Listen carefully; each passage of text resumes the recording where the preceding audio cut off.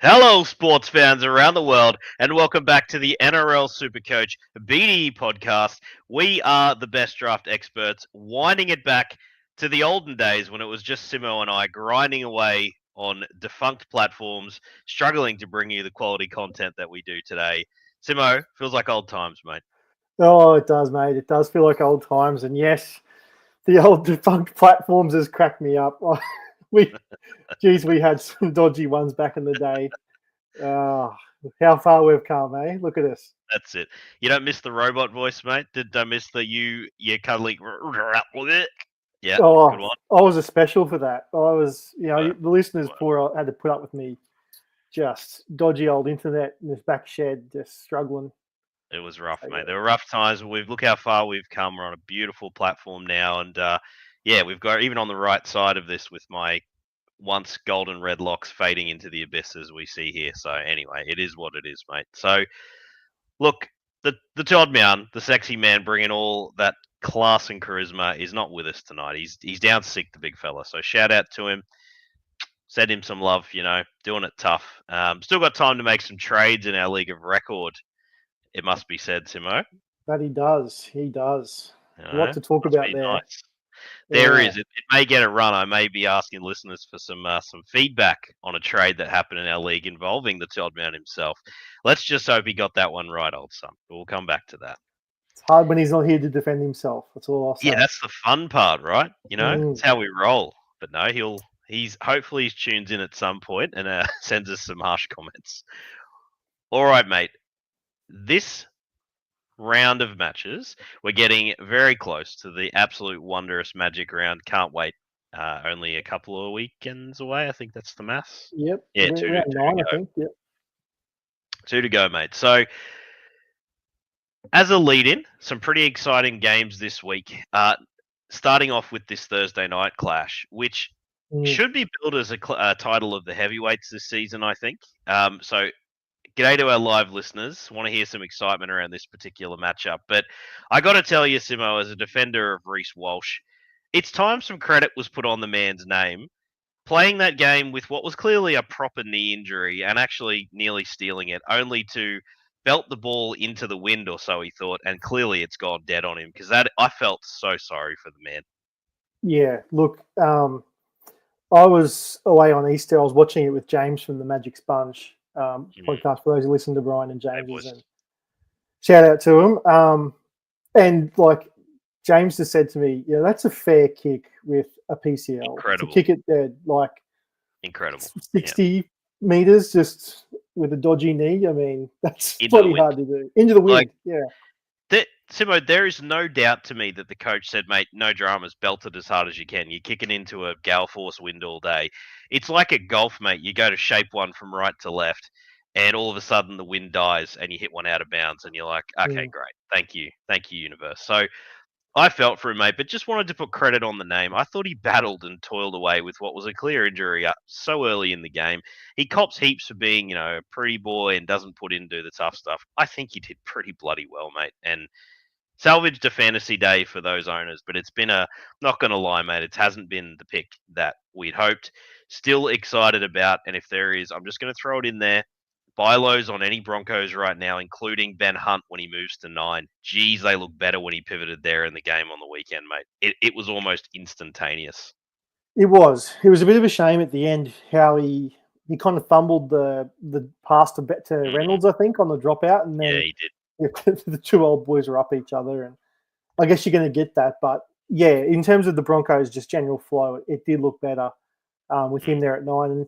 And I think the big takeaway from that sort of passage of play was that, any doubts that the Broncos would sort of ease Ezra Mann back and let Ben Hunt play 6 for an extended period of time, I think it was pretty clear that their best team is going to be Mann at 6, Hunt at 9, and that's going to happen sooner rather than later. It is, mate.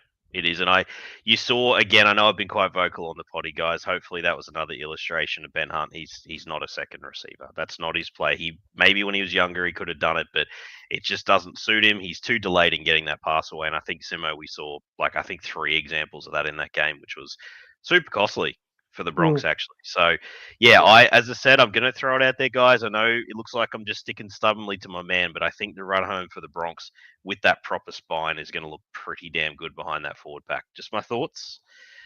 But for the here and now, Dean Mariner comes back in and is playing on a wing. Yes, the matchup is rough, Simo, but I'm throwing it out there. He is going to score some tries on a wing with his speed, mate. I'm all over him as a waiver claim.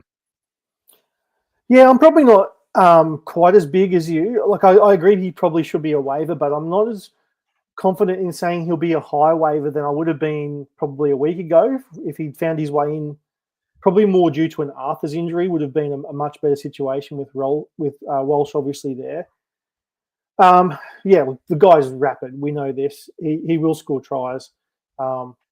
Yeah, still a waiver, but yeah, I'm just probably toning it down just a slight touch because I guess for people that sort of play through the buys, as you and I both do, obviously the Broncos don't play that round, so it is a bit of a little bit of an expensive pill to have to pony up a waiver to get a guy like this for what could only be 3 or 4 weeks. So just keep that in mind if you are someone that's in the range of getting a guy like Dean Mariner. The touch wood on that, obviously, we never wish an injury at all on anyone. But, I absolutely want to agree with something that Mason... So, first off, we better say, Simo, g'day, Cal. G'day, lads. G'day, Russell. Good stuff from you, mate. G'day, Very Cal. consistent. And, Meso, welcome back, sir. I had Mariner early this year. I'm pretty concerned about how he'll go against the Dogs on Jerry and Montoya. Could not agree more. I certainly think if you've got him as a 4th, 5th pivot, Meso, I think that's a good shout. I just think there's going to be matchups coming up where you're pretty happy to have the right side winger for the Bronx, especially back at home. So, yeah, he's a sketchy play this week, Simo. Those the owners of Addo Carr might be now saying, "Damn, I've just got him firing with Moses back." Sumptuous ball from Moses out on the weekend that I love seeing. You might need buy filler, is where I'm getting at there, or injury filler. So yeah. Also, was it Meso or was it Cal that was big on Matt Croker last couple of weeks? We're going to give Meso his props in a minute. We're going to give him props. We are. I can't believe that the way it's been named, but I guess he earned his spot in a poor performance. But we'll come. Yep, Mason. Yes, Mason. I remember. I do remember it was you. He's like, "Hey, pick me." No, mate. We give kudos where it's due, just the same as we're accountable when we don't quite get it right. So, fair play to you, sir. Good shouts. Over to the back row, Simo. One I saw you get on nice and early, mate, with those sources that I don't even have access to. So you had him absolutely nailed, Xavier Willison. Pure luck. Was it honestly as lucky as it looked? Hand on heart, it was just pure luck. This guy, guys, honestly, I shit you not. I assume you have some inner sources with the NRL or the Broncos or something, because you did this and all of a sudden it's like, I don't see any news anywhere around Willison. Because you know what, I've talked about this, that he could be a back rower in the right circumstances. And there he is. Boom. Gets his start. Didn't light it up. But if you missed the train, guys, this is a waiver, because when he's playing in the back row with front row eligibility, Simo, that's a no-brainer, mate. Yeah, look, I'm not going to sort of claim any sort of mastery here. It was honestly just, I think the week before he played a little bit at edge, whether it was Jaden Hunt that went off or obviously the thing was Ricky didn't play. It was the second week of Ricky's suspension where he played a bit of edge. And I just thought, look, I was running Jai Arrow out every week and I just sort of thought I was in a matchup where I just felt like I was going to need someone with any upside. So just decided to go with it and just got completely lucky. He only scored a 37, but he's going to play edge for any sort of extended period of time. He's going to get better scores than that. There's better to come, and the hope, Simo, I don't want to rip on the Goz, but I don't think the combination of Goz and Hetherington was offering quite enough in attack, given Jordan Rickey's a better defensive back rower anyway. So I think in terms of that ability and the shape of the Bronx, it adds plenty. So I think interesting one for mine. So I would definitely waiver, mate. And given FRF has been nigh on impossible to get consistent scoring out of, if it's team needs specifically and you've not nailed down that second FRF, I'm more than happy to go fairly hard there. Yeah, I agree with you. Yeah, you've nailed it perfectly. Front row 2 is just a wasteland at the moment. Yeah, a lot of people are happy running out Alex 12 for 45 and, or Totola or someone like that. It's been rough. Absolutely brutal. So everything else is pretty much the same there, sir. So we go over to the absolute power that is the Bulldogs. And just a nod to those Josh Curran truthers out there, your time is now. Jeezy looked electric playing in the front row, Simo. That's just gone so well for you. You've got an FRF1 while he's playing that position, getting the minutes. That's outstanding. Yeah. Rest of season trajectory, just quickly, Simo. Do you think this is it? Because I think it's Sam Hughes is the only one to come back that I'm aware of. Yeah, I think so. To me, this is the Bulldogs' best team. I think they've. Yeah, I think so too. The way they've named this team, it's fitting the billing as a top of the table clash. There'll be people out there that sort of will argue or trying to turn their nose up a bit at that, the way that the Broncos have been playing, and I get that. But yeah, I tell you what, the way that the Bulldogs have been running, just looking at that team listed, it's a bloody sexy looking team. So absolutely, mate. I think Curran will be doing well when he keeps that spot. I think he will. So really, mate, the Bulldogs are quite settled now. There's not really much there. You can maybe even greenlight Marcelo Montoya some weeks, which is hard to do. So we're not going to do that on this potty. But we've got our man Dursto. We have a couple of times. I'll put my hand up. I know. Yeah. So Dursto, good to hear from you, fella. So he has written in to say, I'm wanting to go after Ponga in another league of mine. Love the buy low attempt there, Dursto. That's bloody locked in thinking. I'm the Walsh owner. Currently have the following CTWs to party up in a 2-for-1. Simo, I want you to tell me yes or no for each of these to pair with Walsh to get Ponga. So stop when it gets too much. Is that what you mean? You can literally just say yes or no for any of these options. There's a couple of obvious ones here, but a couple that I think are at least, a thinker. Tuipulotu plus Walsh. Yeah, I'd do that to get Ponga. Yep. Meanie? Yep. I think I know where we are for the next two. That's too much, isn't it? Herbie and Karaz, surely. Yeah. I personally wouldn't give either of those two. Here's the one I wanted to get your opinion on. You and I both like Paul Alamotti, and I know pre-season you had him as like an incredible value pick, which has been mostly correct. That's close. I think when you get to Alamotti and Walsh for Ponga, I think that's where the line is, where it starts to become fair on both sides. Mm-hmm. As the Walsh owner, you're probably going to have to overpay slightly to get Ponga. And if you own Ponga, you're going to need a fair bit back. And I feel like with Herbie and Karaz, if you're the Walsh owner, you're paying a little bit too much to get him. But yeah, to me, Alamotti is probably the sweet spot. I think if you can get that across the line, I'm probably okay with that. Yeah, that's good stuff from Dursto. Great question. And he just said, and the Ponga owner has Kennedy, so that's the stopgap where Walsh can be an option. And if you're buying low, like what I've suggested, it's not a certainty, but it's absolutely similar. I think at least you understand the logic there with that full Broncos lineup, especially if Reynolds is still fit. In that scenario, by the way, with Bunt at 7, I still don't mind Walsh. It's interesting, isn't it? Yeah. I like it. I like it a lot. We'll get to a couple of the other questions here. Dursto's just added no flex league standard 13 starters. I think that is just still consistent with where we've gone. Oh, Levi, great question, sir. Welcome. Is Cobbo a good buy against Bulldogs? G'day, Levi. Is Cobbo a good buy against Bulldogs now at fullback? Simo, I'll let you field that one, sir. Geez, the way that you use the word buy makes me think this may be a classic question. Could be a buy low because Cobbo's been pretty awful. Yeah. Yeah. Yeah. Classic. No, I wouldn't be buying Cobbo. But draft, yeah, if you can go and buy him now, sure. Like, I think you got him fullback for the next 4 weeks, so he'll be quite good there. Depends what you're paying, I guess, but in a nutshell, yeah, I'd be buying Cobbo. Yeah, hopefully, draft question, good advice anyway for the Classic. There's a bit of overlap there. I think, is he going to play enough, Simo, for the round 12 update to sneak fullback? It'll be close. Ooh.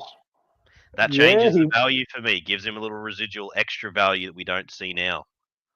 Well, he should get dual, shouldn't he? Like, that's big. I mean, Walsh is out 4 weeks. Cobbo plays there you go. all of those, then there's dual. So, yeah. What round are we? Round 8. So yeah, there's plenty of time before. There's plenty of time for him to get the dual at the next update. 8, 9, 10, 11. So. That's enough, and that does add to the value. So not a bad buy low target. Obviously, the other option is people might get overexcited with him moving to fullback, and maybe you can just squeeze a little extra juice out of the trade going the other way too. Yes, I think that's really the play here. I don't hate the sell on Cobbo. If you've just been running him out there as a CT dub, yeah, this is a nice little value kick for Cobbo that after 4 weeks, if he goes back to the wing and just keeps doing what he has been, you'd be pretty happy to have sold. So I can see both ends of the scale there. Absolutely. Just another couple of comments. Love to see this. Thank you for those who've just joined in as well. I agree with Herbie and Karaz was showing depth. You were flexing a bit there, Dursto. I sensed it, mate. You knew you weren't going to include them in a trade, mate. Very good from you, though. Good luck. Let us know, Dursto, how you go with that trade offer, mate. That's a fun one. Meso's chimed in with, Doggies looked incredible on Friday versus South. A hardworking machine. Everyone contributes meaningfully. The Serraldo-led turnaround should be studied. I just want to throw out there, and I'm sure this is a bit of a tried and tested, maybe an old boring theory, but have a look who's in the back office, mate, and have a look where they came from. You want Phil Gould doing some things with development and recruitment, because has he really got it wrong in a long time, Simo? I don't think so. No, well, this is probably a little bit controversial to say, but I think the facts are the facts. But when he was at the Roosters, like the Roosters were, and rightfully so, like as a Roosters fan, I'll put my hand up and say rightfully so. We were known for buying all the players under the sun, and that was how we recruited and got the team we got. And you look at the Bulldogs now, like Connor Tracy was bought, Crichton, Zeri, Burton, Sexton, Max King, Curran, Kickow. Like other than Kiraz and Preston, like they've done a great job. Like I've got to put my hand up and say, look, the way that they've built that team through signings, and that's the way that the game is now. The Dogs have done it as good as any. So they have, and what a masterstroke! They don't have a representative level. Well, geez, I've probably gone early here on poor Kurt Mann. Did talk about him in the 14 jersey, but Jamin Salmon and Kurt Mann, like, how well does that combo work for the way they play? We know salary cap wise, they are both salary cap friendly, those two combined. Yeah. Brilliant. Like, it's just really well done. It gives these young forwards a chance to come through, and they only need 20, 30 minutes of bench time from a power forward, and they're a complete side. It's great to watch, mate. That's the thing. Like, that's where Serraldo gets the credit. Like, you take Kurt Mann and Salmon and put them at other clubs, and they're just the shambles that are the Parramatta Eels outside of this last week. That's a good comparison. I like that. Look at Dylan Walker going across there, and it's harsh on the Eels. It's not just them, but you've seen that combination at other places just fall apart. So well done to Serraldo. Well done indeed. Good shout, Meso. Durston's just said currently negotiating. He's going to give us play-by-play commentary, I think, on how he goes. Love to hear it. Thanks, Dursto. Razzle. G'day, Razzle. Razzle's come in and said, Ezra Mam worth a waiver claim in a 14 team. I love this question for a deep league, actually, Simo. Struggling with Whiten at 5'8". Go.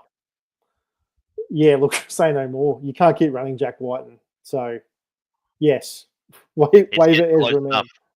It's getting close enough that, especially, if any of your other league mates listen, Simon and I have had him stashed. I've got him stashed in the listener league. He ain't getting dropped. I can give you that for free.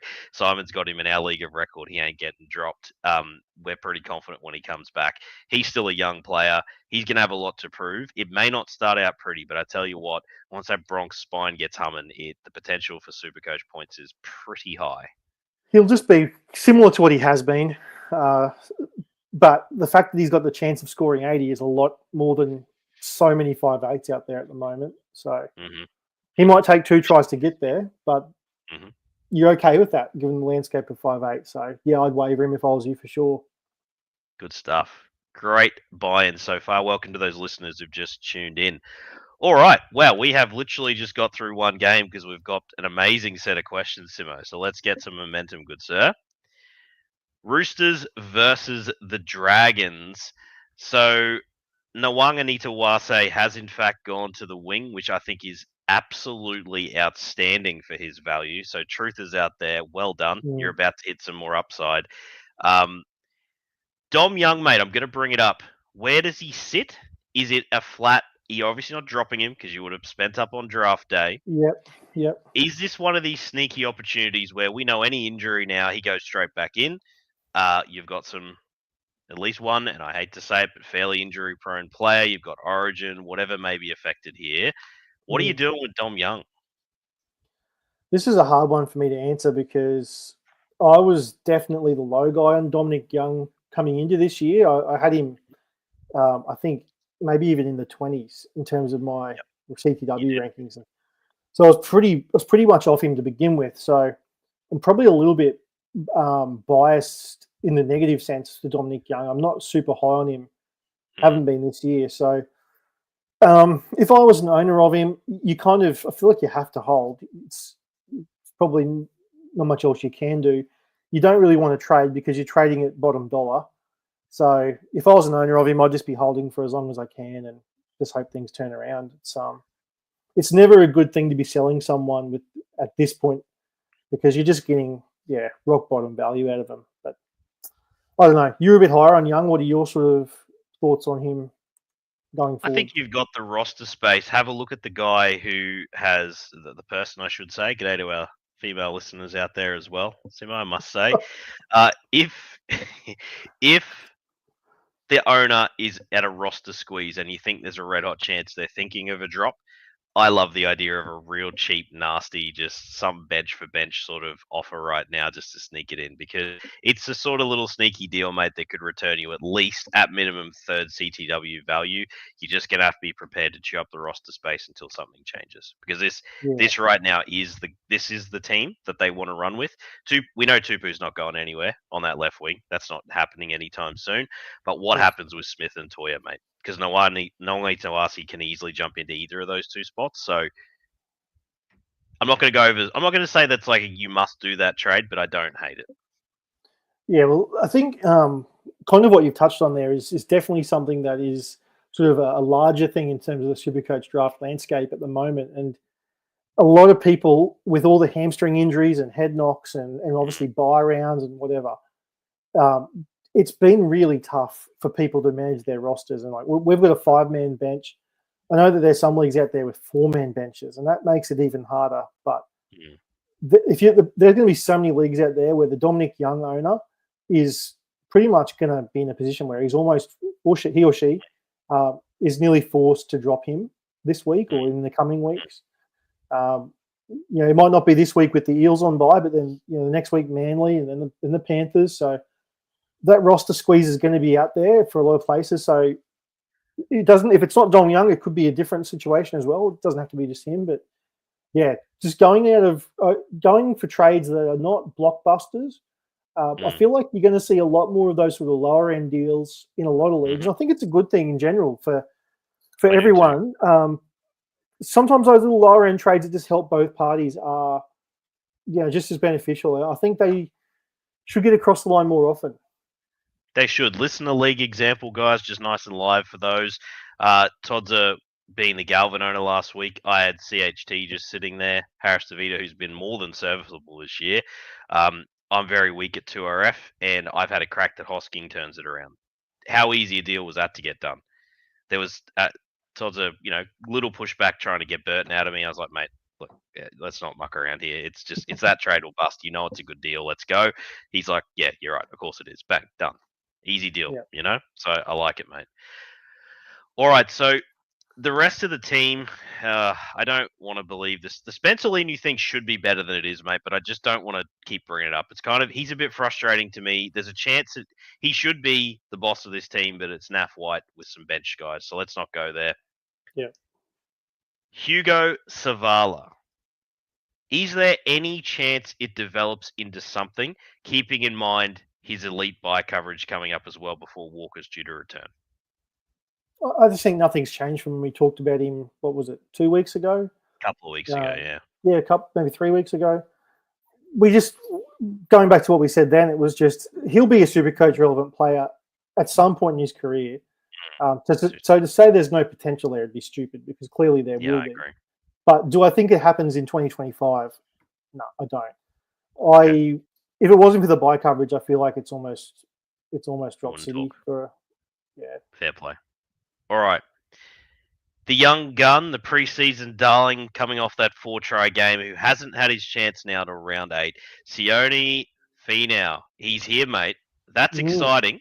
He's on the preferred side for the Dragons as well. Mate, I feel like you're going to be pretty hype about an obvious waiver claim here. Yep. Just insert Dragons left winger. Yep.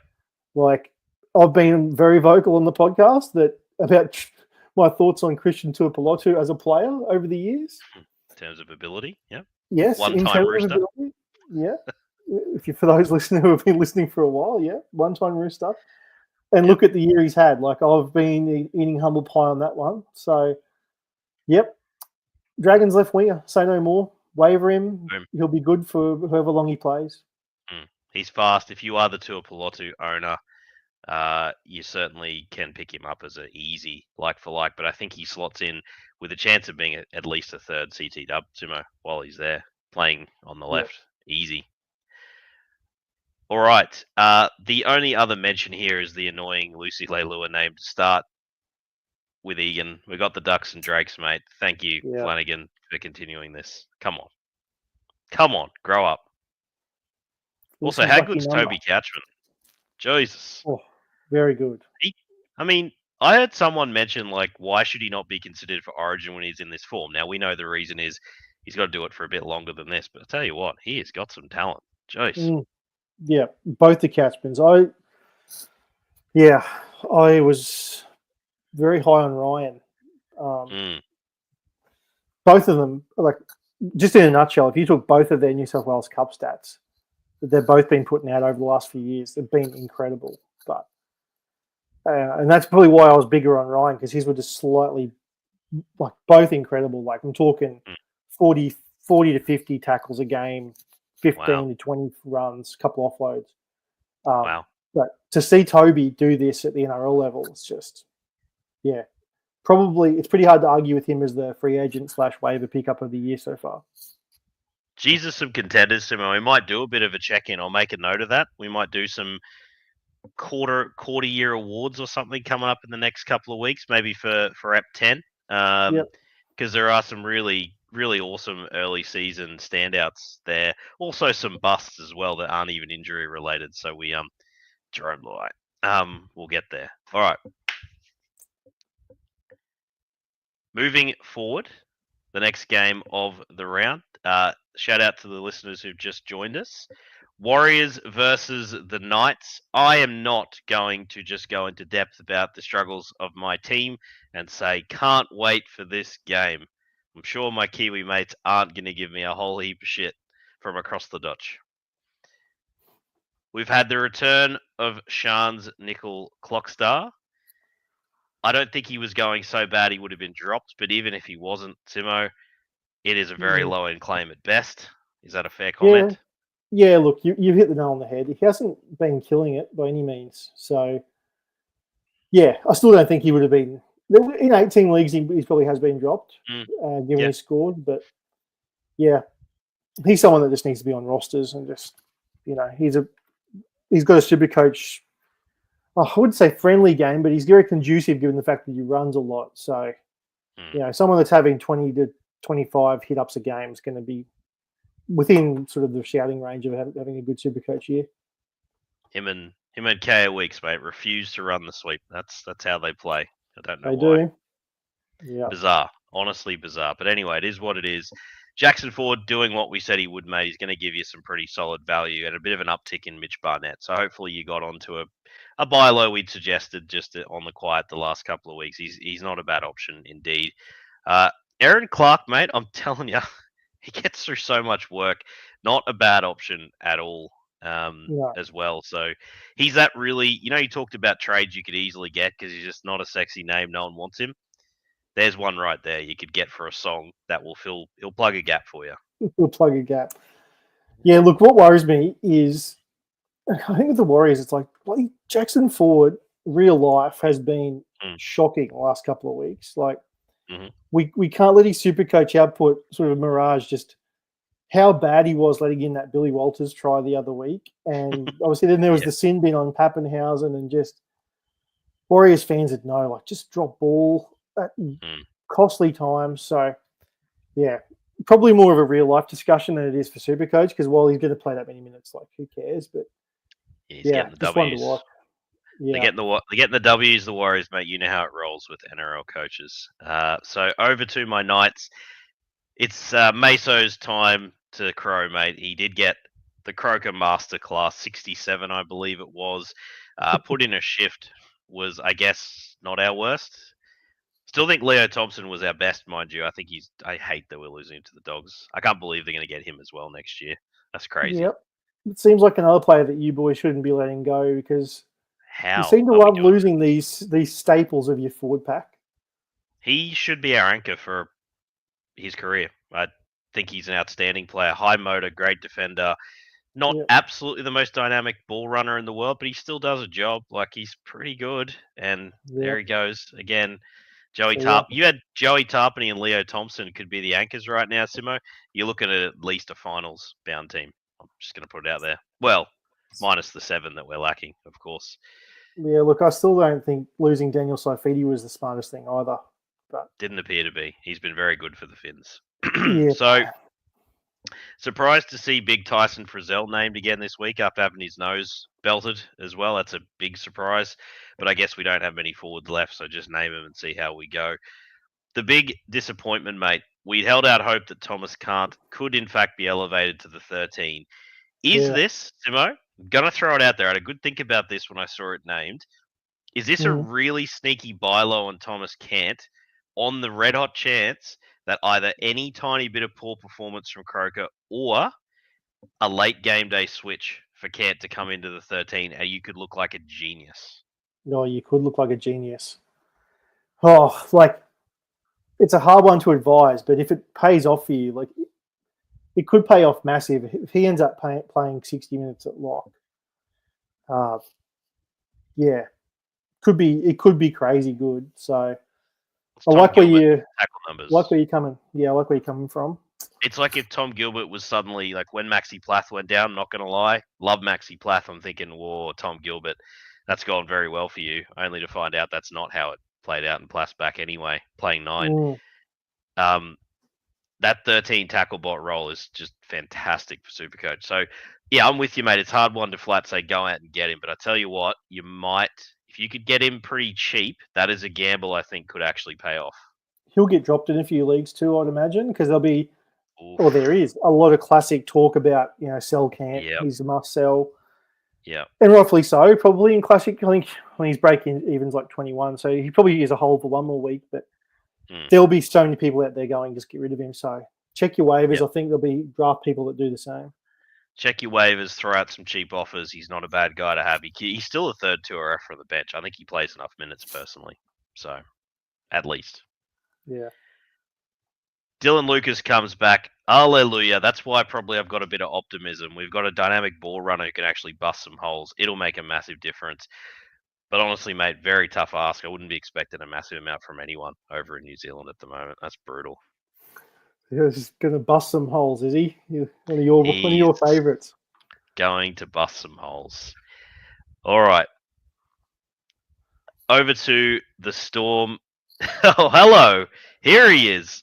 The Todd Mount himself. He's emerged from the depths. He's just heard busting holes, and here he is. He's heard busting holes.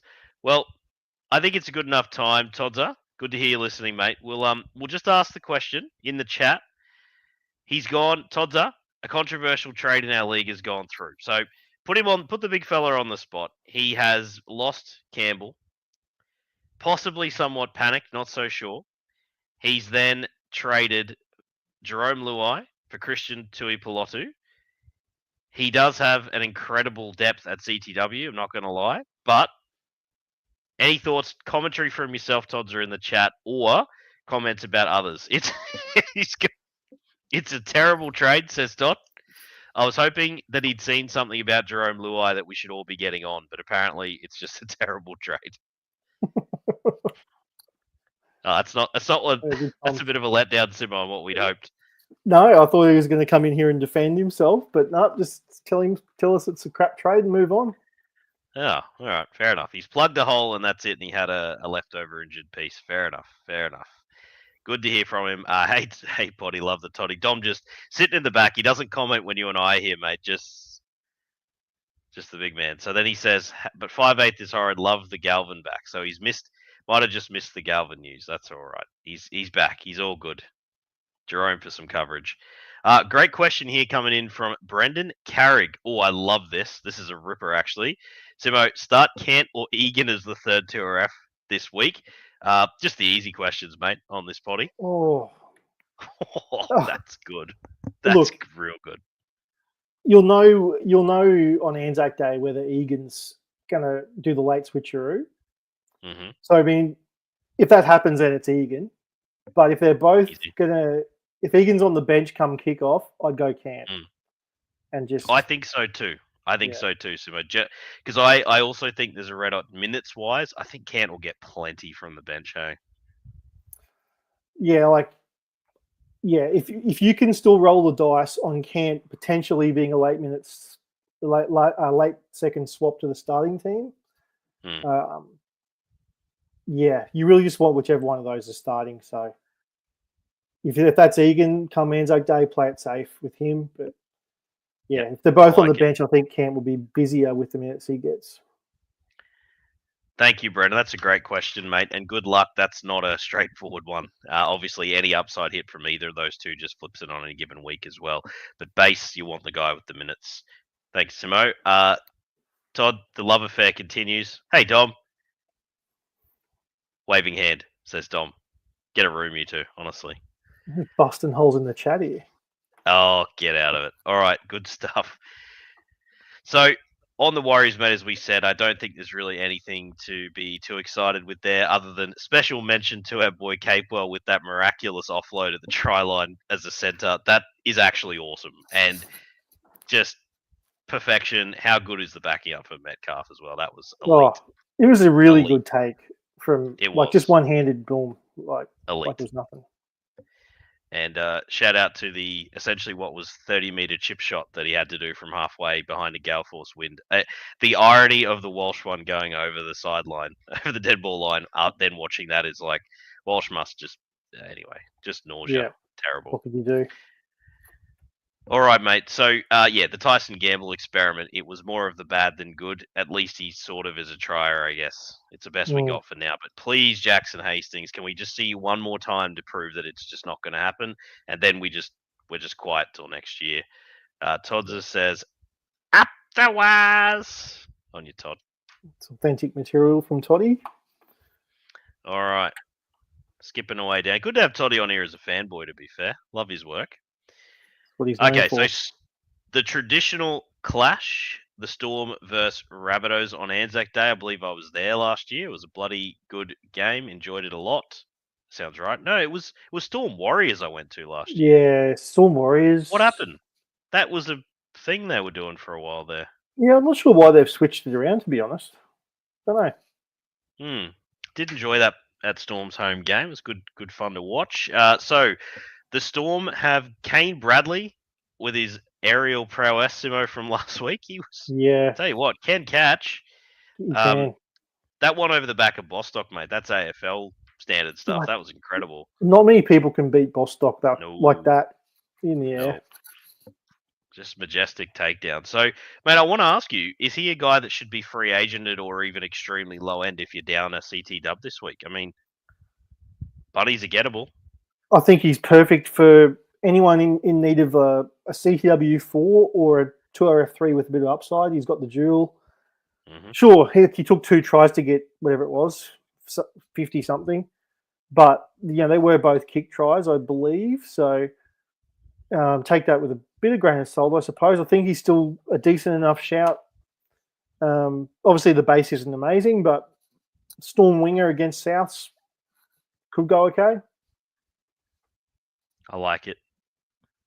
Bronson Garlic, for those who've lost Harry Grant, mate, is there anything at all, or does Tyron Wishart rotate through far too much? Yeah, I think more the latter. Too much Wishart. Yeah, if it was just Garlic's spot, then yeah, sure, but nah. The Waz did get pumped 70-10, so we stopped going to Melbourne for Anzac Day. I see that they wanted some unity on the day rather than one side belting their allies. I'm with you, Tom. Didn't stop you 2 weeks ago either, did it? But yes. I will say, I do think the reason may have been something to do with giving the Warriors a home game on the Anzac weekend. Yep. Yeah. Couldn't have sent Storm over there, though. Probably, yeah. Don't know. Reciprocal. But anyway, too hard. Fair play. Yeah. Too sensitive. Why'd you confuse it? Hooker is scary this season, Jared. It is honestly a wasteland, mate. With Maxi Plath, it seems the gentleman you really want if you have him is the Cody. Absolutely, my brain. You want Connor Watson. Connor Watson is the one that seems to have been just consistent enough. He's playing the minutes, and the Roosters are at least competitive. He's probably the one you want right now, Simo, I think. Yeah. Yep. I agree. I mean, everyone else is either injured or playing like crap. Like Grant's injured. I mean, Max Plath, I guess, survived that injury. He's avoided one, which is good. But you own Coruscant. He's been getting spelled a lot. He's up and down. Egan, still solid enough. Been good. Just hasn't hit the upside just yet. But the Tommy Starling owners are pretty happy. Like he's been quite good off waivers. Till last week, when he absolutely plateaued at 28. That was painful. So fair comment, Jared. It's been a wasteland. Now I'm going to go straight to a question that I remember from earlier in the chat from our man Levi. Oh boy, it's happened. Your prediction, Simo, has come true.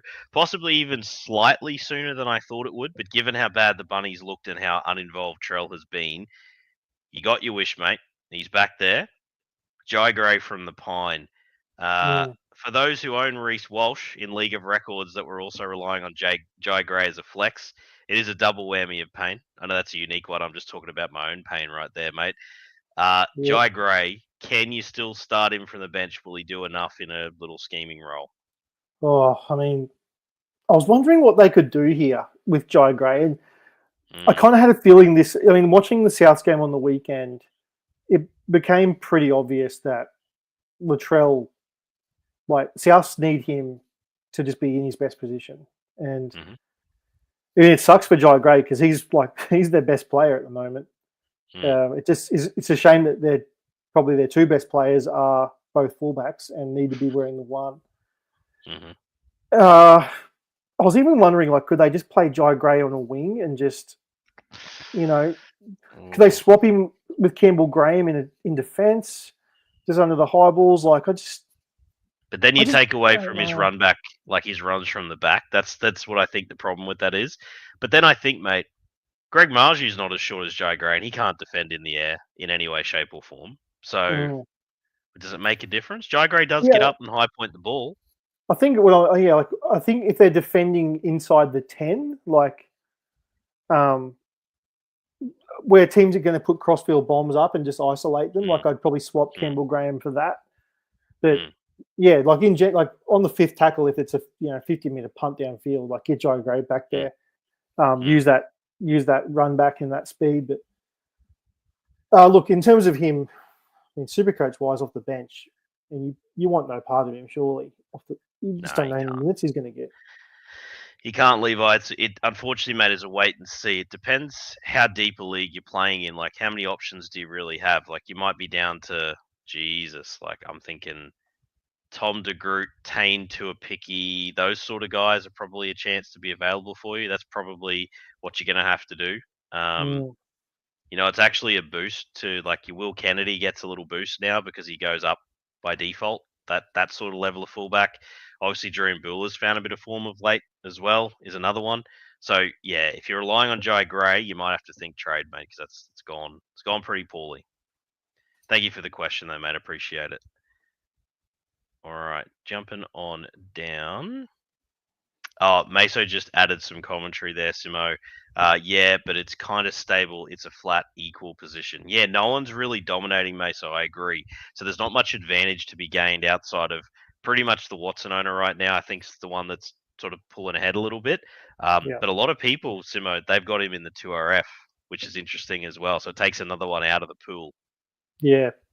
Oh, yeah, that's right. If someone's got Watson and I'm sure there'll be leagues out there where people they've picked up like a Starling or they've picked up a Wade Egan and they've got those two, which, yeah, definitely dilutes the pool quite a lot. Simo, it is a good mention again. I think Wade Egan's a good one, lads, that he's backed off a bit from the early season form. Not a sexy name. No one really wants Wade Egan. I'd test the waters to see if you can get him on cheaper than you think, because I don't think people are that attached to him, to be honest with you. I really don't. He would be a hard guy for people to believe in because That's right. We've seen him start in patches before and then fade. So, yeah, I can see why people wouldn't believe in it. So if you want to jump on, then take advantage of that. You and Aiken to the back row, Simo. Very good for owners. That's where we think that's his spot, mate, right? That's what we thought he would go pre-season. I like He's this already risen up. Yep. I do too. Jai Gray to 13. We said it a few weeks ago. He's a better middle. Jai Gray to 13 is a bold one. Sorry, Jai Arrow, I like it. Jai Arrow, yeah.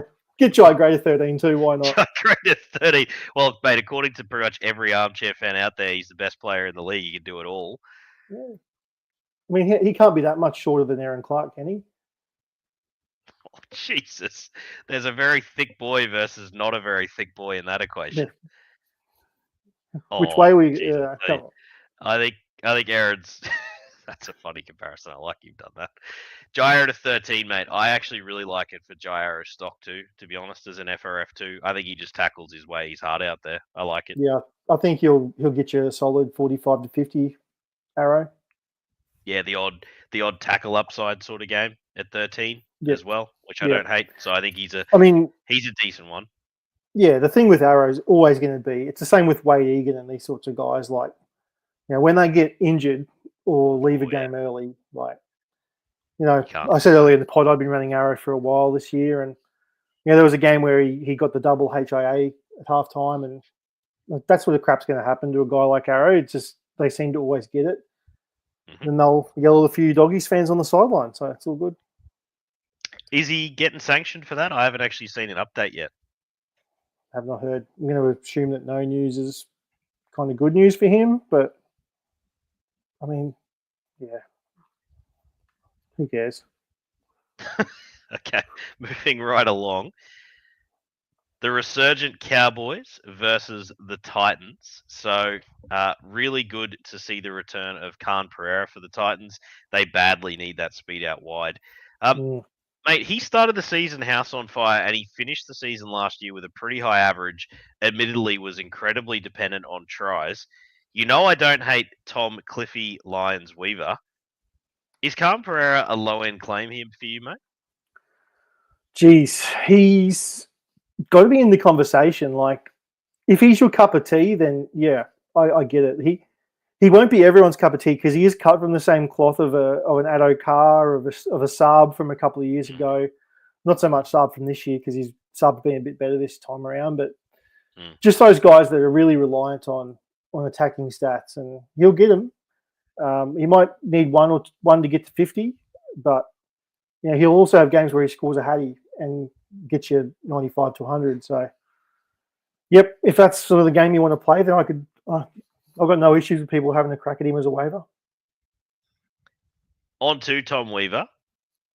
I like him, man. I think we've been a fan on the potty. When he's come in, he looks very accomplished to us. I think defensively is probably why he's not stayed at NRL level too long in the past. But I think for SuperCoach, mate, he's got a good little kicking game on him. It's all him in kicking. It's not Brimson. So, no, mate, I think given the scarcity at position, I'm fine with he should be picked up at least. Yeah, I mean, we know Campbell's out for 3, possibly 4 more weeks. So, yeah. Again, if you play the buys, you don't have as long a leash because you're probably almost certainly going to drop him come around 12. But if you don't play through the buys and you need sort of halfback depth, I don't mind him as a play. I think for the Moses owners this week who cruelly had him come back and now he's there, at least a free agent plug and play to fill a gap for a week is a pretty decent play. I don't think a horrible matchup either. And I think you'd rather him over Jake Clifford. Yeah, probably. Probably, but also does Jake Clifford just wind back from 3 or 4 weeks and just be the best player in the world? So let's who knows? Here's what I want to run by you, mate. So Chris Randall has run into the edge position, which is very interesting. Cleese Haas gone. Cleese Haas. So the coaches finally listened to our potty. Desi, shout out to you, mate. You've finally cottoned on. Shouldn't have been in NRL as long as he was, but that experiment's finally dead. Cleese Haas poop memes have got a bit tired in most of the chats I've been in, so that's a good thing. I know my mate who's a mad Titans fan is absolutely just he's rejoicing with this one, mate. So Chris Randall hasn't quite lived up to SuperCoach billing so far this year in these stopgap roles, but is this 80 minutes on an edge with that? Like Fafita's there, so it's not. But why is Randall on an edge here, Simo? Please talk me through this. What is it? Look, don't. I don't take this to the bank, but I feel like he may have started last week on the edge. Is that right? When Fafita got injured, or did it end up being someone else?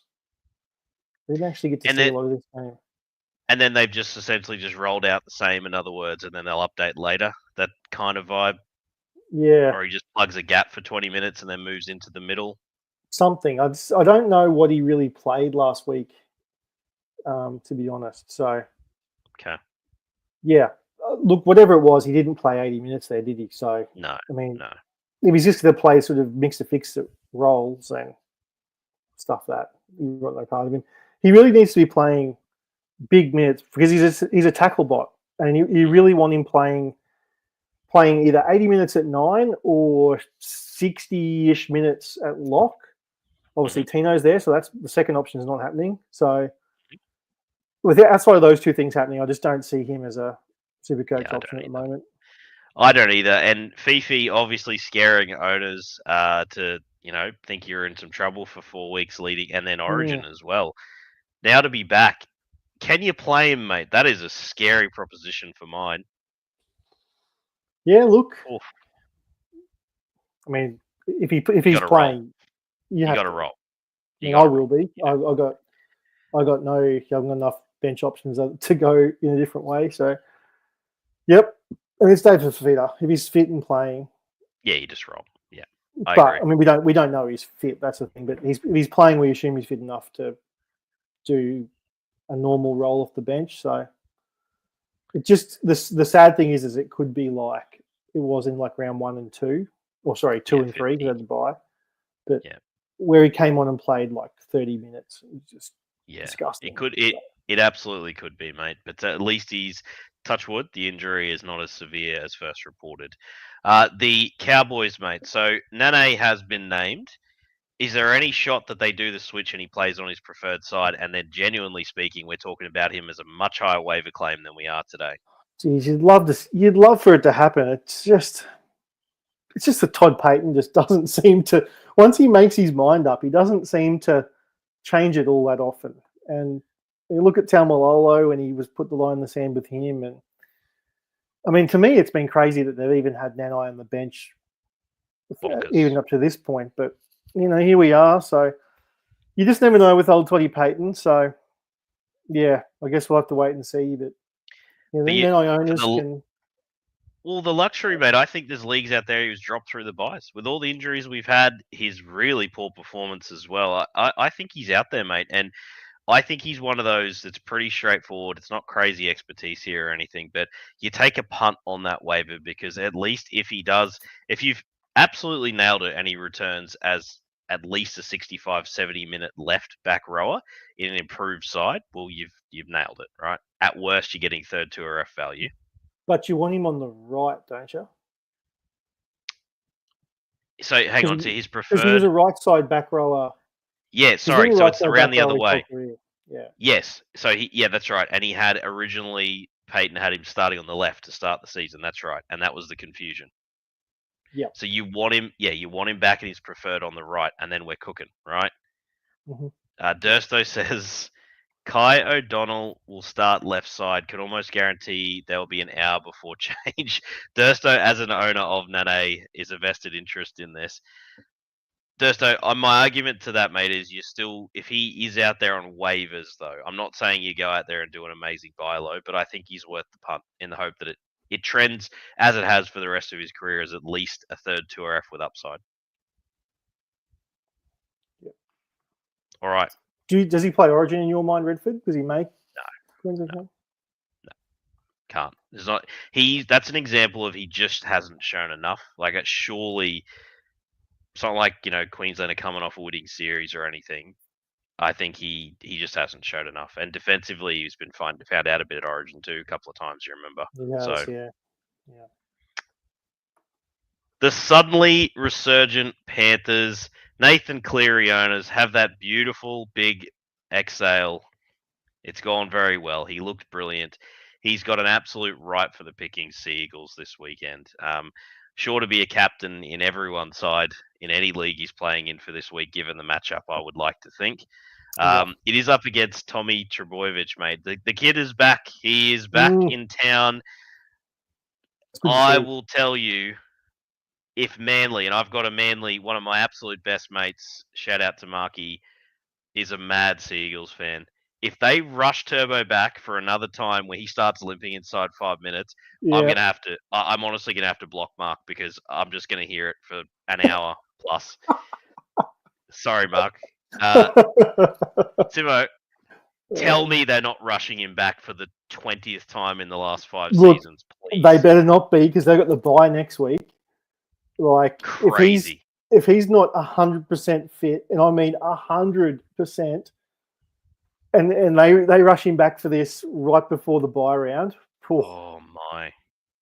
I mean, there'll be pitchforks. Simo, there'll be pitchforks. There will honestly be pitchforks from Manly players. Manly fans. They've gone through enough with the Cherry Evans saga this year. Turbo comes back on and gets re-injured. That I wouldn't want to be Seabold. I'm telling you, man. I mean, honestly, I'm touching wood when I say this, but just how sick would it be if he came back and then did like a shoulder or something completely unrelated, and Marky will be in your inbox, and Manly fans, rightly so, will be blowing up. But like, if it's a completely different injury, that would just throw all the Manly fans. Oh, they'd still go ballistic. It's crazy, mate. It is crazy. Just missed a couple from Durster here, mate, just to jump back slightly. Billy Slater is the coach after all. Not a fan, evidently, is the Dursto. Dursto's added. Wouldn't surprise me. Ha ha, ha ha. Cop that, Billy, apparently. Fair enough. There was the Fafita fiasco, if you remember, Simo, where he wasn't. Yeah, look, I don't mind Billy Slater as a coach, but I also can understand people like fellow Queenslanders who see the opposite, because he's made some bloody interesting calls, and interesting is in quotation marks. I think, to be fair to Dursto and to give him some, to validate that response, mate, it is the Felice Kafusi being picked for Origin last year moment was the one that was wrong. It was just flat wrong. So. Panthers, they are back. Isaac Tungo, strangely hitting some upside from the bench. Like, you can't script SuperCoach sometimes, mate. It is what it is, right? Yeah, crazy. So he's back. He's back and starting. Any rage drop pickup advice here, Simo? So there would be leagues where Tungo was like, I've had enough of this. Bang, off he goes. Oh, bloody hell. He's been terrible. But if he's out there, you go, don't you? Oh, I don't. I personally don't. Not a 9. I was thinking literally a 9 or a 10. Would you just have a crack? I personally, I don't. No. I love it. I believe Dursto's a Tungo owner. I'd just love to hear comments. Any other comments around Tungo? Is that a leave him. He's waiver fodder. So I want to see waiver fodders in the chat or pickups in the chat. I'll leave that there and pay attention as we keep going. Blaze Talangi, mate. So, sorry, go on, Simo. All I was going to add was free agent, sure, but I'm not burning a waiver for what Isaac Tungo's been for the last year and a half. Yep, that's fair. Yeah, it's been beyond the bad start to the Panthers season. I get it. All right. There was talk Scotty Sorensen was going to be injured, but I note that he's there as well. And look, the Blaze Talangi trajectory, mate, at least he's kept his spot in a winning side now. Unfortunately, the Jack Cole truthers out there, there was a few. But, yeah, I think Blaze Talangi, it's his position now. He's shown just enough. Not outstanding. Do you think it's ripe for a sneaky little buy low here before it really starts cranking into gear for him, mate? Probably. Yeah, look, his scores haven't been they've been solid without being amazing. I think he's hit something like a 59 or 57 the last couple of weeks. So he hasn't sort of popped off for that massive 75 plus. So yeah, there is still a little bit of room where you could have a crack at him. Also, look, the fact that he's got the 5'8" CTW dual means that there's a lot of options that people could run with.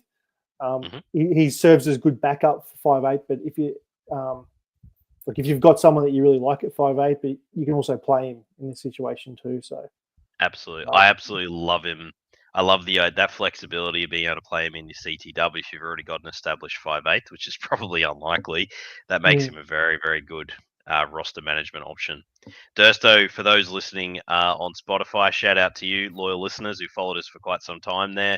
Dursto says, been gone a couple of weeks. Someone else can have some fun, in reference to Tango. And Todza says, let that one go through to the keeper. Oh, yeah. Nice, Tots. Glenn Maxwell style. Exactly. It was a bit of a high lift from me, wasn't it? He does the leave, the gentle no raise leave, not the Steve Smith, not the Smithy, not the no run. I reckon somewhere in between back in my heyday, mate. Back in the representative under 10 scene, some of my finest work down there. I can just picture you with the big Ricky Ponting front foot exaggeration.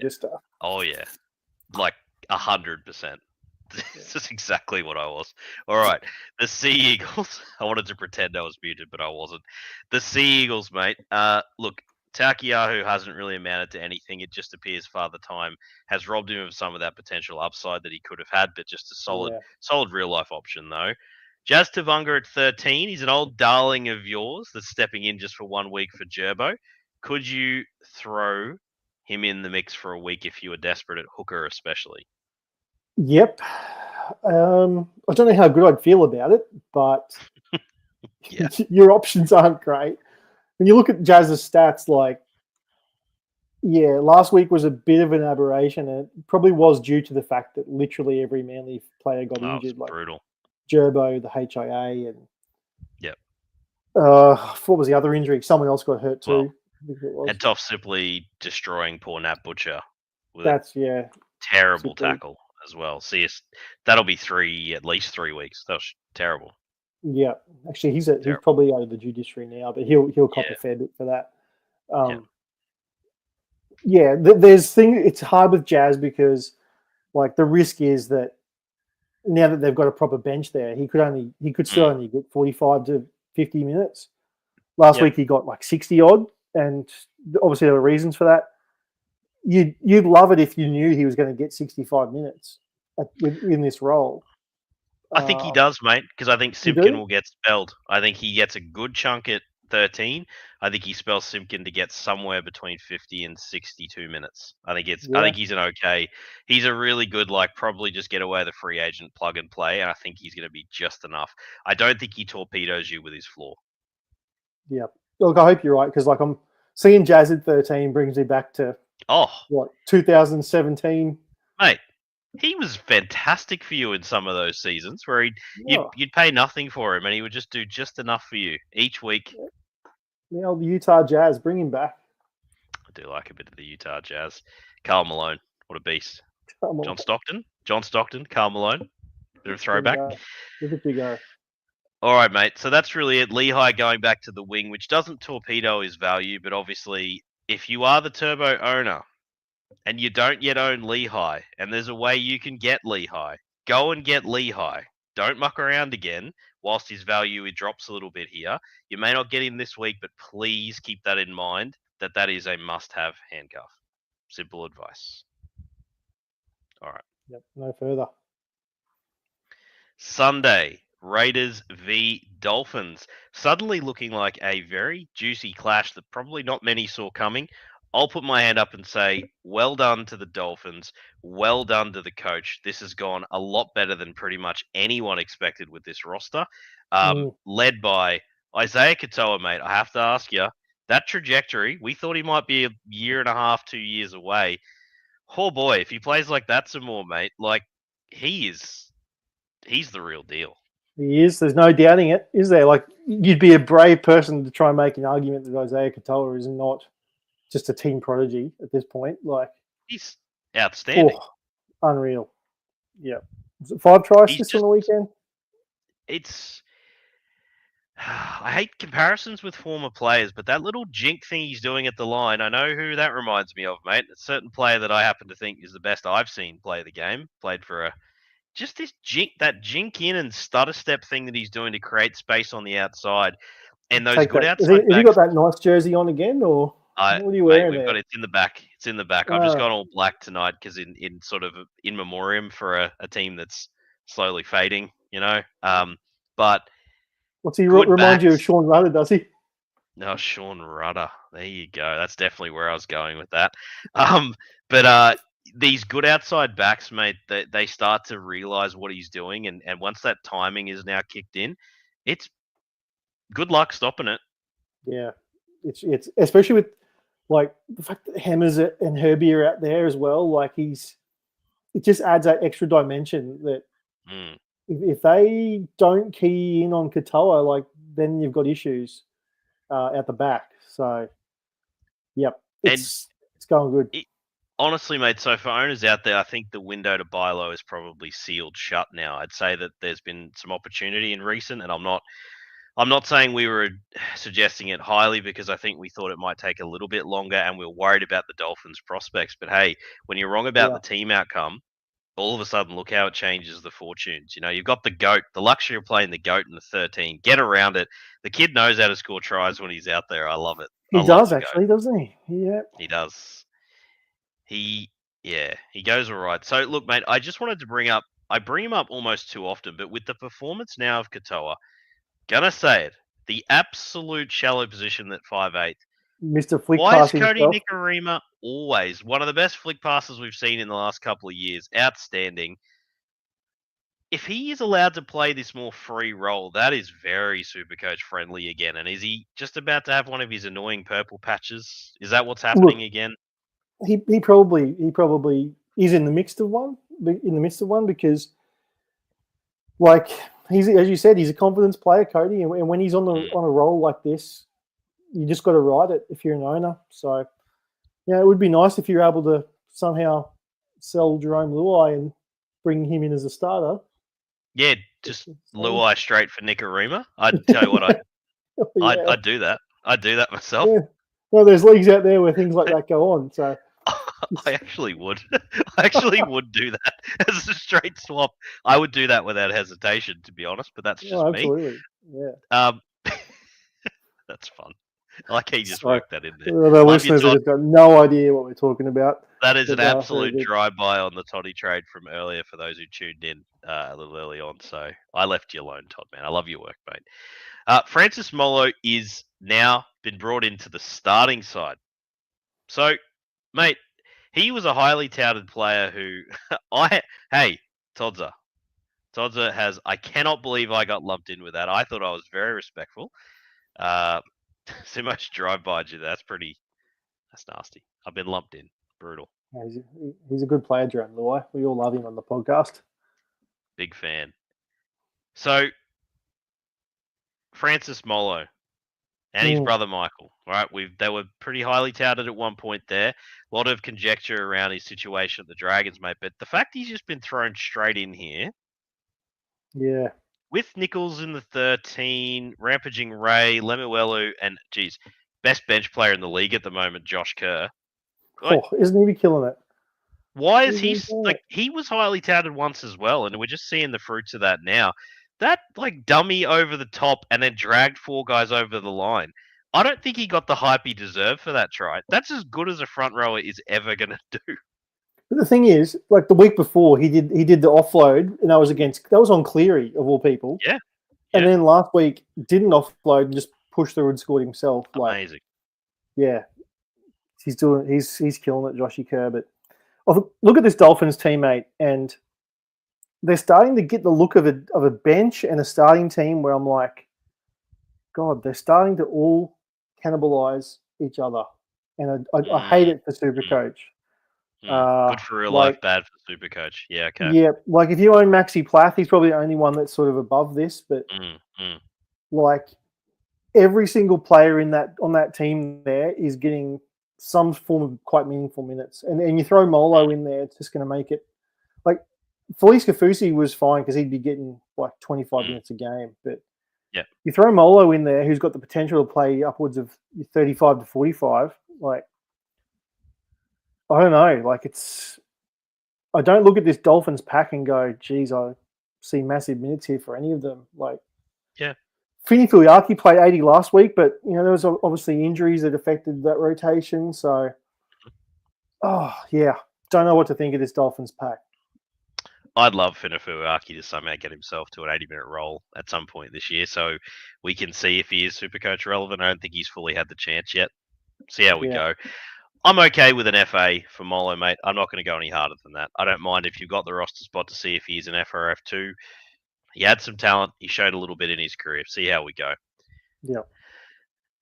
Real shame, as I said earlier, for the Tom Starling owners, mate. Brutal. 28 points on the weekend. You're just going to have to keep going. The minutes are about the same. It just didn't happen for him. So it is what it is. The rotation there with Hosking, mate. Hosking is one that's very gettable right now. Testo's chimed in. He's just pouring on to poor Toddy. I love you, Todd. Don't listen to him, mate. I just went back for our Spotify listeners. I just went back to hear that Luai Nick in good gear.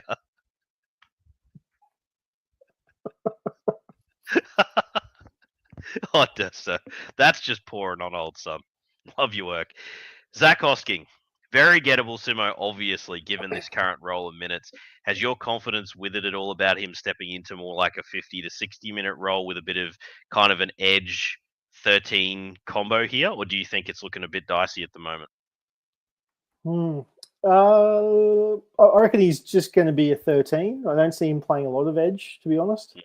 I reckon Nicholson and obviously Hudson Young are just they're locked into 80 there. Like, best form back rower in the league. He's playing out of his mind. Yeah, unbelievable. But yeah, look, it's probably a little bit of a dent to a lot of the Raiders middles. If Hosking is only going to play as a middle, obviously that has to have some impact on Big Red and on Tarpany as well. Like it could only be 5 minutes for each of them, but I mean Corey Horsburgh, it was more than 5 minutes. It was more than 5 minutes.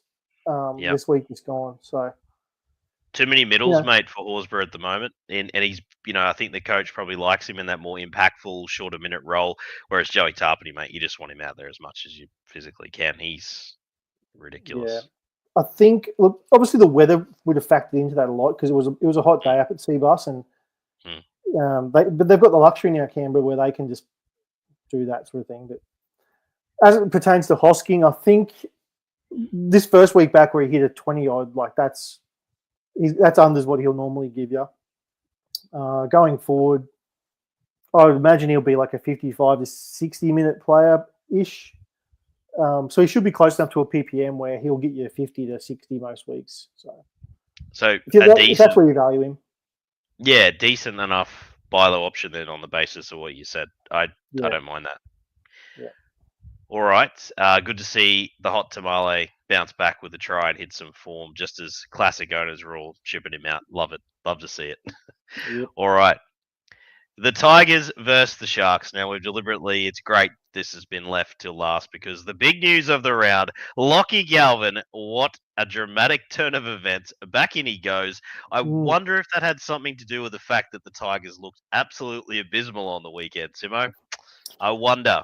You lose to the Eels, mate. It'll do that to you. They should, if it weren't for the two justifiable sin bins, arguably Moses very lucky not to be binned as well, given what happened to James Schiller on the weekend. They would have won.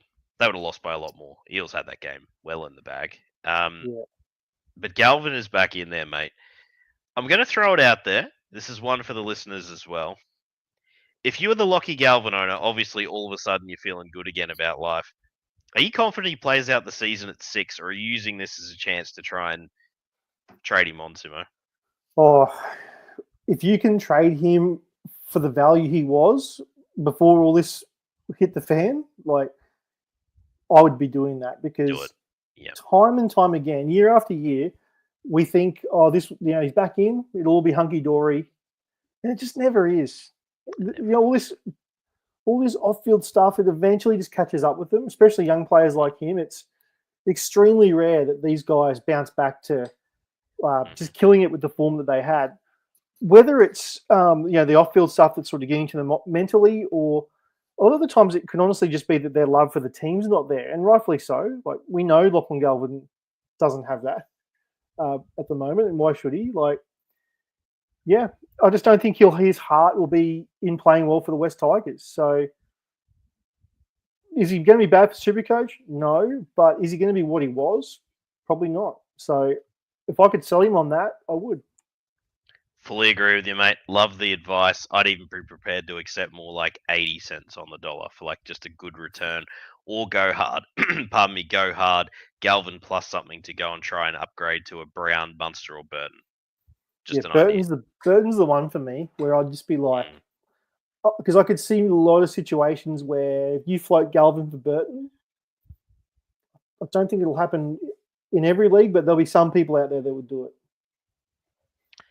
Galvin, this is from Meso, so Galvin will hold the position, but I do think the Tigers have hit turbulence. Agree with Simo. He may not be as all in. I agree, mate. And if it's a run of losses at any point in the year, he can be scapegoated so easily. It's pretty rough on a young fella. Still think he's talented as hell. He's very startable, Meso. I'm all about that, but I'm with Simo's advice. I think if you can get something real good in return, he's super tradable right now. Just to sort of continue on too, like, if the Tigers bring Galvin back and then they lose a couple of games from here, like you said just then, mate, he could get scapegoated again and just be like, look, we brought him back because we wanted to win games. Now he is back and we're still not winning games, and then all the playing groups shit it off. So I'm just going to – Benji could be well within his rights to just say, look, he's not good for the locker room. Put him on ice. So if you own Galvin and you didn't at least float those offers out there and try to do something, I think you probably you run the risk of really regretting it in like 8 weeks from now. I like it, mate. Good shout. And Toddy, for those in Spotify land, says, "G'day, Moso. Better late than never, mate. Good from you." Somehow, Samuel Afinu has been named to start after looking like he went down with injury again. That is just the most throwaway season we've seen. I'm just sick of it. Absolutely sick of his garbage. Stay fit or go rest. You are clearly injured. Anyway, some anger. Geez, I don't think we've been this wrong on a player for a long time. It's frustrating, Simo. Like, it's just the talent somewhere there, but I just think he's injured. Give him a rest. Surely. Anyway, enough of that guy. One more thing for Mwene. You love that. One more for Mwene Hiroti, we think, with a fair chance at Euro returns next week. I think I've seen. Keep running him out. Great matchup. You've profited big time if you got on him a few weeks ago. Well played. That is it for the Sharkies, sir. Not much to report. Hazelton versus the GOAT for ATS this week, mate, is always a really fun little bet. I like that. Who knows out of the two of them, to be honest? The two dome heads, get on them. They go, I'm not going baldest, so we don't support that. Shout out to... We do. I won't say it. All right, just keep me One of our better mates, exactly. You keep it shut, all right? So, Questions from the Book of Face, thanks to the post from the Zaximan Ciotti. Meso says, which of Salava, Ilias, and Weaver is the least terrible for a 1 week play? Simo? Geez, you couldn't start Ilias. So cross him off. Salava versus who was the other one? Weaver. Oh, I'd probably go Weaver. I think I'm relatively confident. He's Just kicked, right? halfback eligible, I'm pretty sure. He kicked, yeah. Yeah, I'd go Weaver. I think Weaver's decent. Yeah. Patrick Lebreau commented on Meso and said, good question. I agree. Patrick, Hugo punching a solid 20. So I think Patrick echoing your statements earlier that probably couldn't trust him at this point. No. Shout out to Daniel Grant, who's tuned in. Junk Time has stuck in at the last second and said, g'day, Raz. Love your work, Junk Time. That is this is one of the longer potties we've had for a while. Daniel Grant. G'day, Daniel. Any forwards due back from injury soon who could be a good stash? So he's listed. He's listed a few here, Simo. You're gonna have to write these down, mate. This is tough. I'm buckled in. Best 2RFs in order out of Burbo, Salmon, Mann, Sorensen, Matt Croker, or Niokore. I shouldn't have asked you that last one because we're never going to recommend Niokore on this podcast. So get rid of. He doesn't even belong. He's last. Is that for this week or rest of season? He just said good stash. Now, we don't have context. I'm going to give Daniel credit that he's playing in at least a 12, sort of looks like a 12-team league plus, if that's the options he's got there. Yeah. So let's go with answer it from a 12 to 14 teamer perspective, Simo. Burbo. Get old Benny Burbs. I could live with Burbo out of those, funnily enough. Croker's got to be close if he holds off Kent. Yeah, that's the thing with Croker. It's like, I'm looking at that as if Kent's too much of a problem, but I think so. Yeah, the risky play is to go for Croker and just hope that he keeps the spot. But we know Sorensen isn't an 80-minute player. Yeah, he also threw a flick pass on the weekend, but only got like a 50-something. So for me, look, I'm going Benny Trbojevic. I'll go Croker, mate, for the chance that it isn't Cant, right? That's the reason I think you stash him. Because if he holds out both Cant and Elliott for that lock roll and plays somewhere 60-ish minutes, he's actually a decent work rate and it's probably doable. But he doesn't have upside to win you anything. None of these guys do, unfortunately. The closest you'd get is if Curdy Mann found his way into more of a 60, 65-minute position, touch wood if Salmon went down, I think we'd be saying Kurt Mann would be the option. I mean, yeah. Look, I just don't see a world where Matt Croker. I just don't see a world where he's still fantasy relevant in 7 weeks. As I said, Daniel, good luck to you playing in your deep and obviously very competitive league, sir. So I think we went with Burbo / Croker, Salmon. I'm not saying Kurt Mann. Salmon, Sorensen, Mann, Niokore. Probably. That's hard. I mean, I'd still rank Sorensen above Mann and that because, like, when we think about range of outcomes. I mean, surely Sorensen playing 80 minutes at some stage between now and the rest of the year is more likely than but is he definitely going to play 80 though? That's the problem. Like when Garner's on the bench, when he's not injured, Papali loitering for it. Oh, he probably won't, but that's still more chance of happening than bloody Mann or Salmon are of being fantasy relevant, surely. Thank you for the question, Daniel. That was not an easy one to answer, sir. Very hard to be precise on that one, to be fair. I saw Simon's face as I was saying the names, and that's a tough one. And our last question is from Vance Smith. G'day, Vance. G'day, Vance. Loved you in which GTA was it where you have to kill Vance? Here we go. Just going to throw back. Yeah, a bit of Vice City action.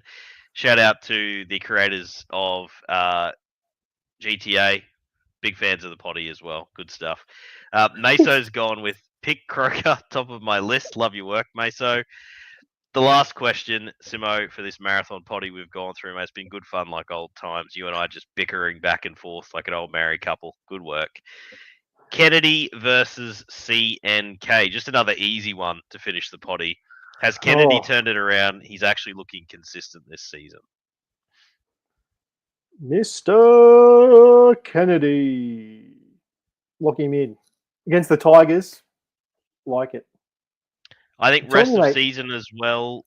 Tuapicky's the best fullback in New Zealand. I'm saying it. Yeah, I think so too.